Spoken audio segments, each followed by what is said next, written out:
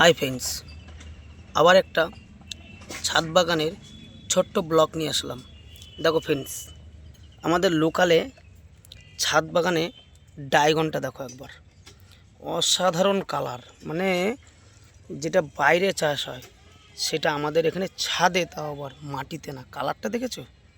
দারুণ। গাছটা দেখো, বেশি কিছু না, এটা ডালডার ড্রামের মধ্যে। এই দেখো আরেকটা, এটা এখনও ঠিক কালারটা ঠিক আসেনি, এটা কালকে তুলবো।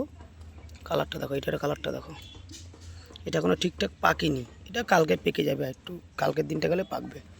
আবার দেখো নতুন করে ফুল বেরিয়েছে, ঠিক আছে?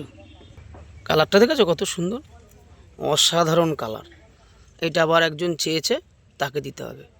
একটু শেয়ার, একটু লাইক, একটু কমেন্ট করবে, এটাই সকলের কাছে আশা রাখি। তবেই ছাদ বাগানের সুন্দর সুন্দর ভিডিওগুলো দিতে পারবো। তো আবার দেখো বটবটিগুলো বেশ ভালোই বড় বড় হয়েছে। দেখো দেখো কত সুন্দর বড় বড় হয়েছে ছাদ বাগানে। দেখো এইদিকেও বরবটি হয়েছে, এদিকেও হয়েছে, এদিকেও হয়েছে। বরবটিগুলো তুলে নিই, নাহলে আবার হনুমানের চোখে পড়লেই হরে কৃষ্ণ। দেখেছো তো বরবটিটা কত সুন্দর বড় হয়েছে। দেখো বরবটিটা কত সুন্দর দেখতে। দেখো আজ আবার তুলছি নতুন করে কিছু বরবটি।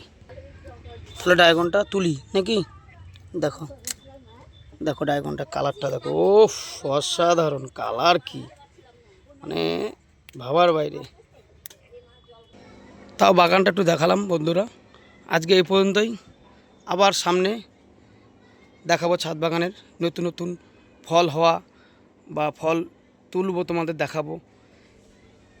কামরাঙ্গাটা একটু দেখালাম। সেদিনকে যে বড়টা ছিল আমার ছেলে খেয়ে নিয়েছে, ভীষণ মিষ্টি, ভীষণ। যাদের খেতে ইচ্ছা হবে চলে আসবে, কোনো ব্যাপার নেই, গাছ থেকে পেরে খাওয়াবো। এইটাই সকলকে বলার ছিল। ঠিক আছে, আজকে এই পর্যন্তই, আবার আগামী ব্লকে দেখা হবে ছাদ বাগানের। Tata, bye bye.